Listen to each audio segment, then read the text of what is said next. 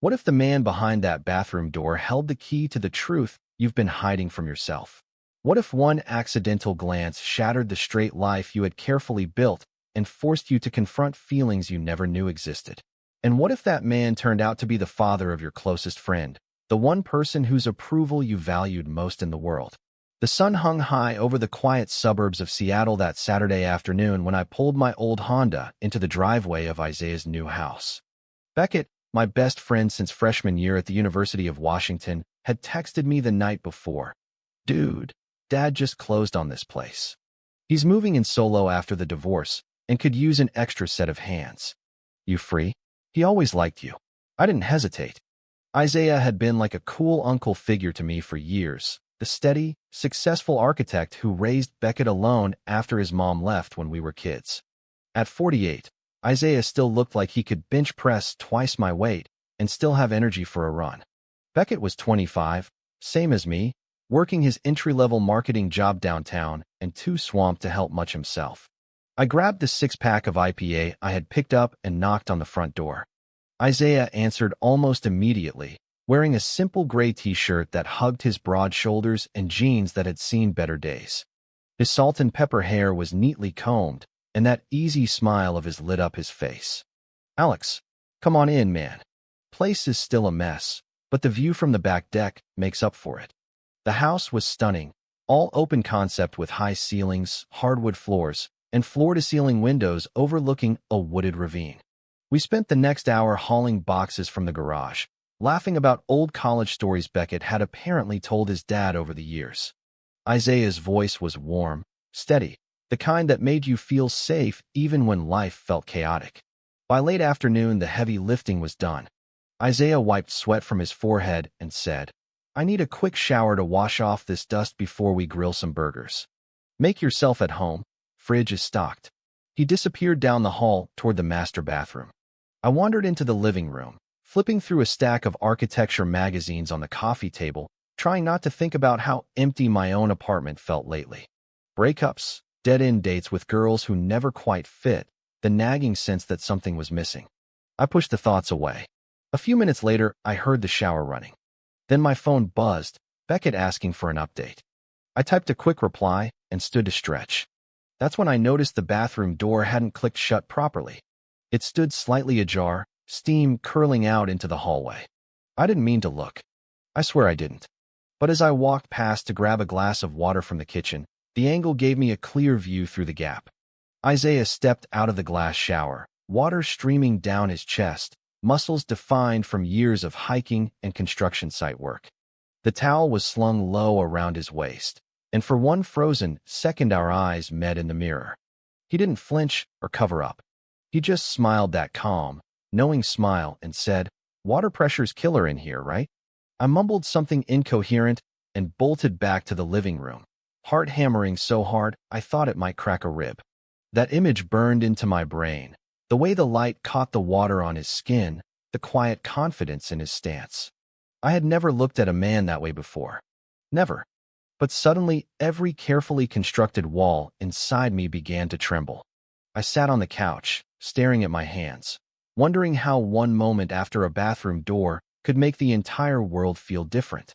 Beckett's dad. My best friend's dad. And yet the pull was already there, quiet but undeniable, like gravity I never knew existed.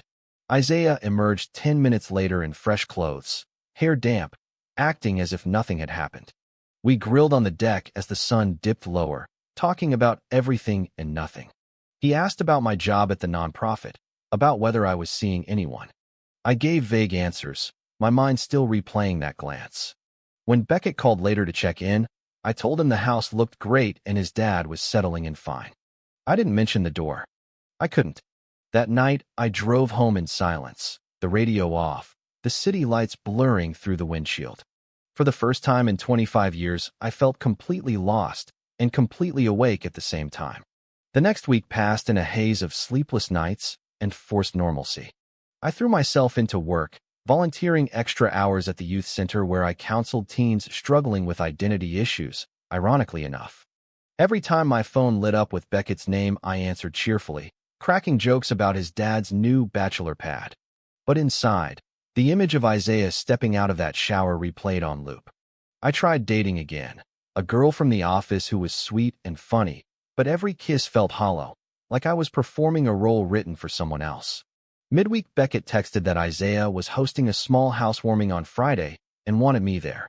Dad specifically asked if you'd come. Says you helped him more than I did. I almost said no. The smart thing would have been to invent an excuse. Keep distance until whatever this was faded. Instead, I said yes. Friday evening, I showed up with a bottle of red wine, heart racing as I parked in the same driveway. Isaiah opened the door wearing a crisp blue button-down that made his eyes look even warmer. A few neighbors and Beckett's cousin were already there, chatting on the deck. Beckett arrived late, apologizing for traffic, and clapped me on the back like always. We ate, we laughed, we toasted the new house. Isaiah moved through the crowd with that effortless grace, refilling drinks, remembering everyone's stories. At one point, he caught my eye across the table and held it just a second longer than necessary. Nothing overt, just enough to make my pulse jump. Later, when the others drifted inside to watch the game, Isaiah and I ended up alone on the deck. The city lights twinkled below the ravine. He leaned on the railing and said quietly, "You seemed a little off the other day, Alex. Everything okay at work?" I shrugged, trying to sound casual. "Just life stuff. You know how it is." He nodded, but his gaze lingered. "I've been there. After the divorce, I realized I'd spent 25 years pretending to be someone I wasn't. For Beckett, for his mom, for the neighbors who expected the perfect family man. Took me a long time to admit what I really wanted." The words hung between us like smoke. I didn't ask what he meant. I didn't need to. The air felt charged, heavy with possibility and terror. Beckett called out from inside, breaking the moment, and we rejoined the group. But that conversation stayed with me the whole drive home. Isaiah wasn't just my best friend's dad anymore. He was a man who had walked through his own fire and come out the other side. And part of me desperately wanted to know how. The following Monday, Beckett invited me to a Mariners game, the three of us. Isaiah picked me up in his SUV, Beckett riding shotgun. The whole evening was normal on the surface, hot dogs and cheers and trash talk about the team. But every time Isaiah laughed at something I said, every time our shoulders brushed reaching for nachos, the awareness grew sharper. Beckett noticed nothing. He was too busy live tweeting the game. On the ride back, Isaiah dropped Beckett off first, then turned to me in the quiet car. "Thanks again for helping with the move, Alex. Means more than you know." His voice was low, sincere. I managed to smile and got out, but my hands shook as I unlocked my apartment door. That night, I lay awake staring at the ceiling, the questions from that first afternoon echoing louder than ever. What if this feeling wasn't a mistake? What if it was the first honest thing I'd ever felt? 2 weeks later, the tension finally broke in the most ordinary way. Isaiah called me directly, something he'd never done before. "Hey, Alex. Got an extra ticket to the symphony downtown tomorrow night. Beckett hates classical, and I hate going alone. Interested?" I said yes before my brain could catch up. The next evening, I met him outside Benaroya Hall, dressed in the only suit I owned. Isaiah looked sharp in a dark jacket, silver at his temples catching the streetlights. We found our seats, and as the orchestra began the first movement of Beethoven, the world narrowed to the space between us. During intermission, we stepped outside for air. He asked about my family, my fears about never feeling settled. I opened up more than I ever had with anyone, admitting the string of failed relationships, the quiet doubt that had followed me since college. Isaiah listened without judgment, then shared pieces of his own story. How he'd known he was gay since his early 20s, but married to give Beckett a stable home. How the divorce had been mutual once his ex learned the truth. How coming out to Beckett had been the hardest conversation of his life, yet Beckett had surprised him with acceptance. "He's a good kid," Isaiah said softly. "But he still worries about me being alone." The symphony resumed, but I barely heard the music. All I could focus on was the warmth of Isaiah's arm resting near mine on the armrest. After the concert, we walked along the waterfront, the Puget Sound dark and glittering. He stopped under a street lamp and turned to me. "Alex, I don't want to make anything weird between you and Beckett, but I feel like there's something here worth exploring if you're open to it." My mouth went dry. The words I'd rehearsed in my head 100 times refused to come. Instead, I nodded, and for the first time our hands brushed intentionally, fingers lingering. It wasn't a kiss. It was something quieter, more terrifying. A choice. We drove back in silence, the radio playing low jazz. At my building, he said goodnight, but the look in his eyes promised more. That night, I didn't sleep. I sat on my balcony replaying every moment since that bathroom door, the slow build of understanding that I wasn't straight, that I had fallen for a man twice my age, and that the man was Isaiah. The conflict tore at me. Loyalty to Beckett, fear of what my own parents would say if they ever knew, the societal whispers that would follow two men together in a small conservative circle of friends. Yet beneath the fear was a clarity I had never known. This was real. The next days were a careful dance. We texted constantly, innocent on the surface, but laced with meaning. Beckett remained oblivious, busy with a new project at work. I met Isaiah for coffee near his office, long conversations about books, travel, the future he imagined now that he was finally living honestly. One afternoon, he showed me the blueprints for a community center he was designing, and the passion in his voice made my chest ache. I realized I wasn't just attracted to him physically. I admired the man he had become through struggle. The man who chose truth over comfort. The man who made me want to do the same. The misunderstanding came without warning. Beckett stopped by my apartment unannounced one Saturday, carrying takeout and complaining about a bad date. While I was in the kitchen grabbing plates, my phone buzzed on the coffee table. Isaiah's name lit up the screen with a message. Can't stop thinking about our walk last night. Dinner at my place next weekend? Just us. Beckett picked up the phone before I could reach it. He read the preview, frowned, then looked at me with confusion that quickly turned to something sharper. Dude, what is this? You and my dad. The room went still. I tried to explain, words tumbling out about the house visit, the conversation, the slow realization. Beckett's face hardened. He's twice your age, Alex. He's my father. This is messed up. He left the food on the table and walked out, slamming the door. I called Isaiah immediately, voice shaking. He listened quietly, then said, "Give him time. He's protective." I knew this might happen, but the silence from Beckett stretched into days. Texts went unanswered. Our weekly basketball game was canceled. The guilt settled heavy in my stomach. I had betrayed the one friendship that had anchored me through college, through my parents' divorce, through everything. Isaiah and I met at a quiet park the following evening. He looked tired, lines around his eyes deeper than usual. Beckett came by the house last night. We talked for hours. He thinks I'm taking advantage, that you're confused because of everything you've been through lately. I started to protest, but Isaiah held up a hand. He's not wrong to worry. This isn't simple.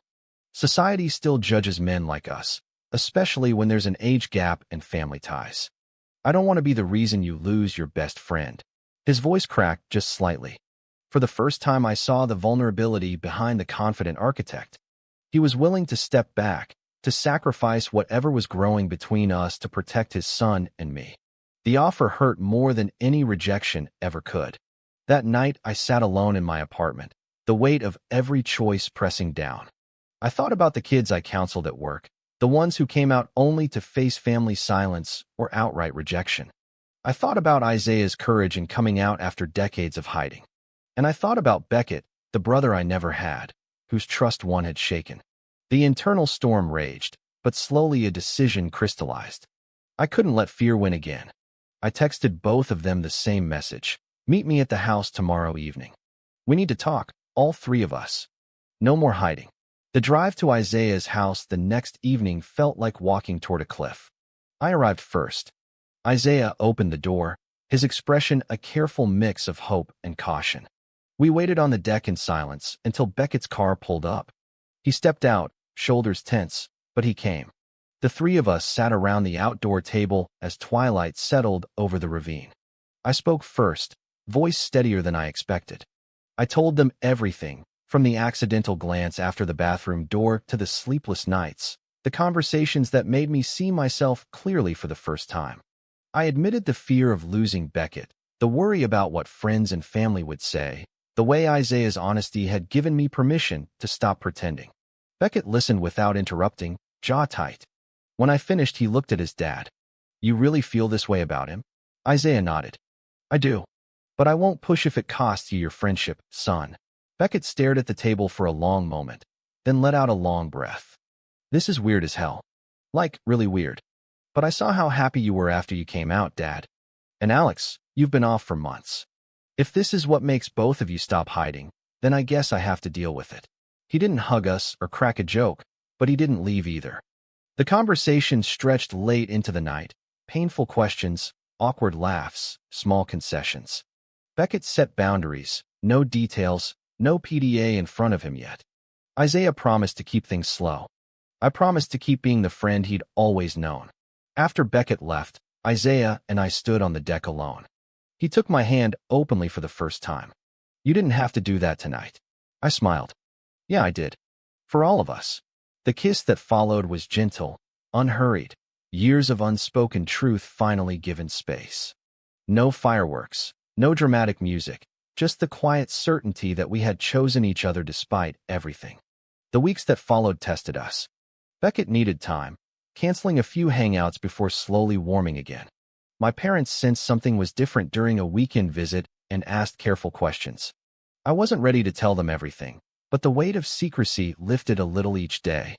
Isaiah and I built something real, coffee dates that turned into weekend hikes, late-night talks about dreams and fears.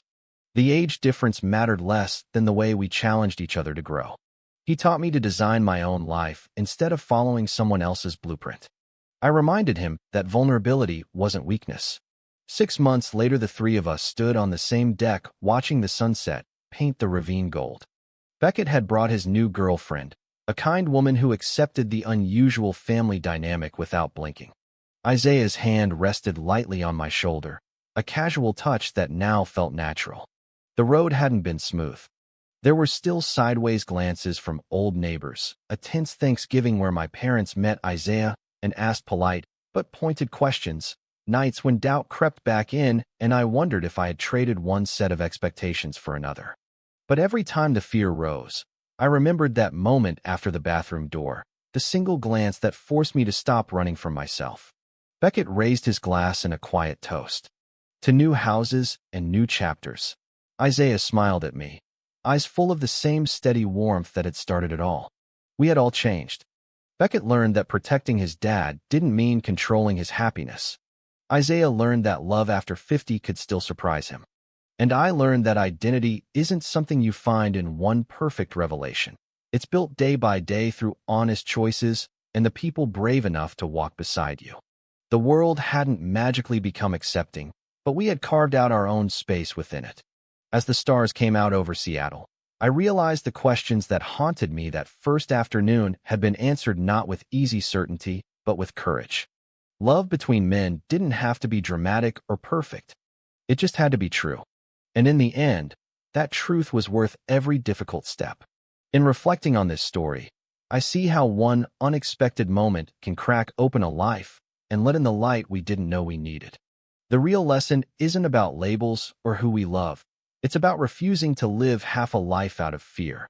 Whether facing family, friendship, or society's quiet judgments, the bravest act is choosing honesty and giving the people around us space to grow with us. Don't hide behind doors, literal or emotional. Step through them, even when it terrifies you, because on the other side waits the version of yourself and the connections that finally feel like home. Life is too short for anything less.